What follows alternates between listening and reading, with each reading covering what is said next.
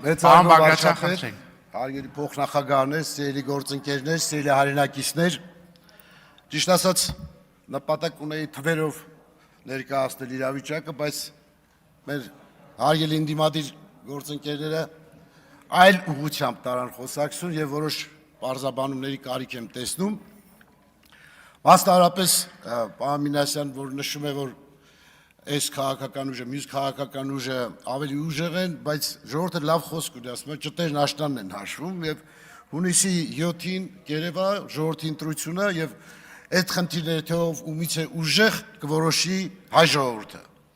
Վստահ եմ, որ Հայաստանի քաղաքացին չի կարող այլ ընտրություն կատարել, քան ժողովրդավարության ընթացքը ամրապնդելը եւ խաղաղությունը հաստատելը։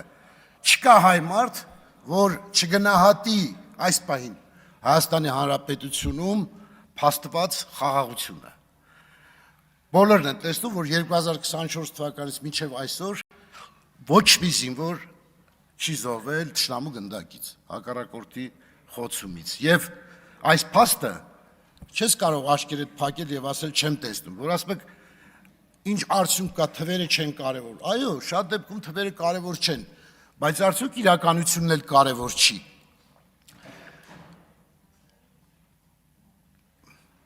Հայաստանի Հանրապետության վարչապետը նշեց, որ մենք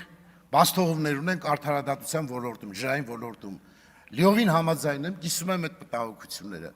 Այո, մենք ամենաշատը, որ մեզ քննադատում են, հատկապես մեր մարզային այցելությունների ընթացքում, դա է, որ արդարադատությունը ինչի չի գործում եւ ինչի այն մարդիկ, որոնց դուք մեղադրում եք թալանի մեջ, այս պահին գտնվում են ազատության մեջ։ Սա բոլորս ենք տեսել եւ թաքցնելու չի։ Բոլորիս առանձին հատուկ պահանջում են, որ արդարադատությունը իրականացվի խիստ, բայց ժողովրդավարական երկրներում չես կարող արդարադատությանը կարգադրել կամ ժողովրդի կարծիքը հավաքական փոխանցել արդարադատությանը։ Ցավոք սրտի այդտեղ անելիքներ շատ կան եւ կառուցվածքային իմաստով եւ կադրային իմաստով։ Մյուսը, որ պարոն Մինասյան նշում է, որ անձնական վիրավորանքներ չպետք է լինեն։ Իհարկե չպետք է լինեն։ Քաղաքական դաշտում անձնական վիրավորանքը աններելի է, բայց եթե դա պահպանվում է բոլոր կողմերից։ Բայց երբ որ դուք Հայաստանի Հանրապետության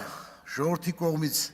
ընտրված լեգիտիմ վարչապետին վիրավորում եք, ակնկալում եք, որ դրա փոխարեն պետք է ձեզ չվիրավորեն,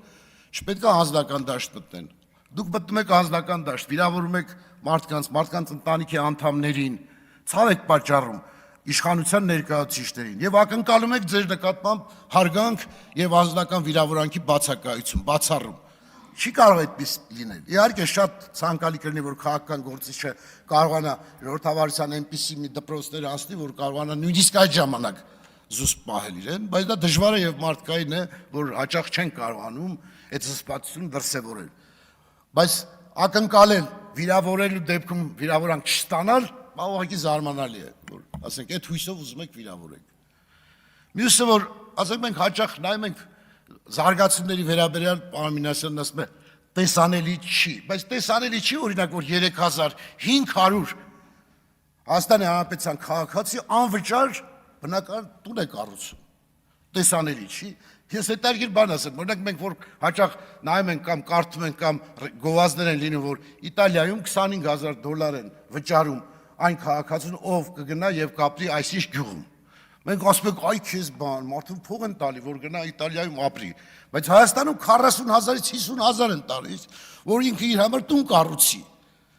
Չենք զարմանում այդտեղ, բայց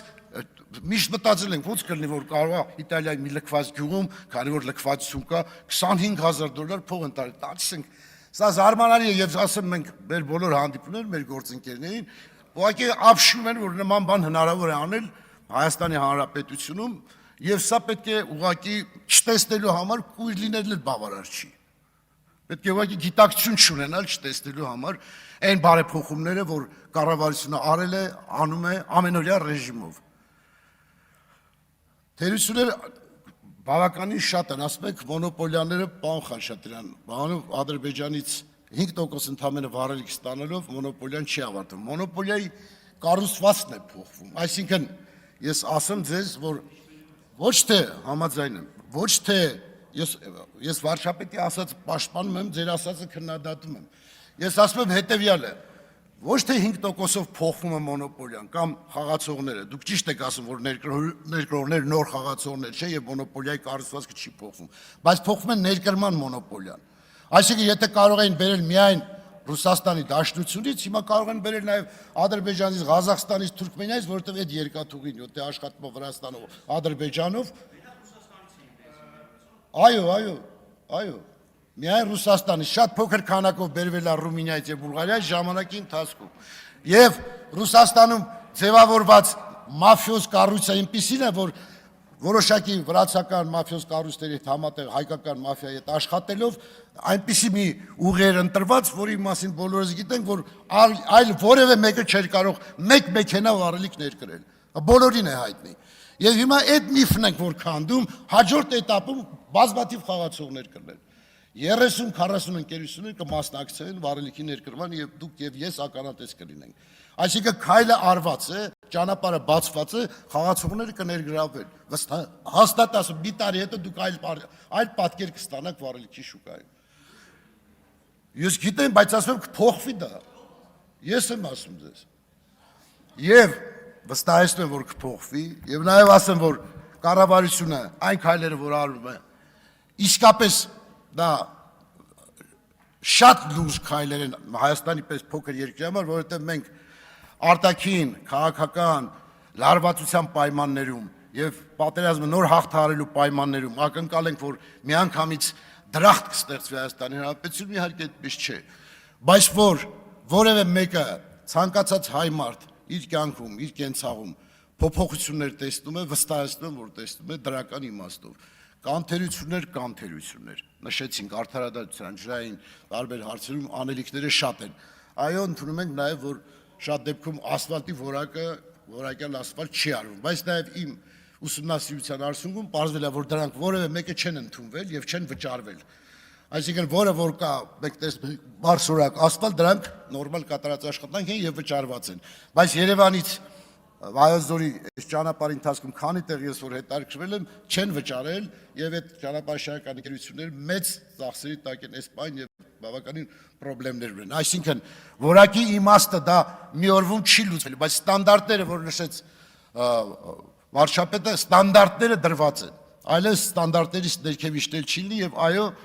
եւ կրթության ոլորտում եւ քաղաքաշինության ոլորտում կան անշրջելի որոշակի որոշումներ, որոնք որևէ իշխանություն հետ շրջելու ցանկություն ուղղակի չի ունենալու եւ նաեւ իմաստը չի լինի, որովհետեւ դրանք դրական եւ զարգացմանը միտված հնարավորություններ են, որը բոլորի համար է, Հայաստանի պետության համար է, ոչ թե որևէ իշխանության։ Եվ մի չարչրկված հարց, որ Պամինասյանը այդ մասին խոսեց, որ եւ նաեւ հաճախակի է խոսվում Լեռնային Ղարաբաղի հետ կապված, որ հաճախ ասում են, ինչ կապ ունի ՌԴ նախագահն ինչ ասէ, դուք Պրահա չստորագրեիք, ոչինչ չէ լինի, բայց պարզ տրամաբանության մեջ, եթե պայմանագրի, նոյեմբերի 9-ի պայմանագրի երկու կողմը համաձայնվել են, որ Ադրբեջանի տարածքային ամբողջականությունը ճանաչում են, Հայաստանն ինչ պիտի աներ։ Ադրբեջանը Ռուսաստանն ասում է ճանաչել է զորքը թանի։ Հայաստանը Պրագա չի գնացել։ Ասում է զորքը թանի ճանաչել ես իմ տարածքային ամբողջականություն, ինչ է զորքը թողե իմ տարածքում։ Всё նույն արդյունքն է ստանալու, այսինքն Պրագան որևէ դեր չի ունեցել այդ ամեն ինչի մեջ։ Այդ դեր ունեցել է երկու կողմի որոշումը։ Ռուսաստանի Դաշնության նախագահան երկու անգամ հայտարարել է, որ ճանաչում է Ադրբեջանի տարածքային ամբողջականությունը 21 թվականից սկսած։ Այսինքն Ադրբեջանին ինչ էր մնում ասելու, եթե ոչ դուրս հան զորքերը։ Հետևաբար չի կարելի կեղծել ոչ պատմությունը, ոչ իրականությունը, ոչ այն ինչ ամենօրյա ընթացքով արվում է կառավարության կողմից, ազգային ժողովրդի կողմից, հնարավորին քայլեր արվում են, այո, անելիքներ դեռ շատ են եւ մենք պատրաստ ենք շարունակելու դրական զարգացումը եւ Հայաստանի Հանրապետության խաղաղությունն ապահովելու եւ բարեկեցիկ կյանքն ապահովելու։ Գեցե Հայաստանի Հանրապետությունը, շնորհակալություն։ Հավանիչ տեսանյութը եւ բաժանորդագրվիչ նորությունները բաց չթողնելու համար։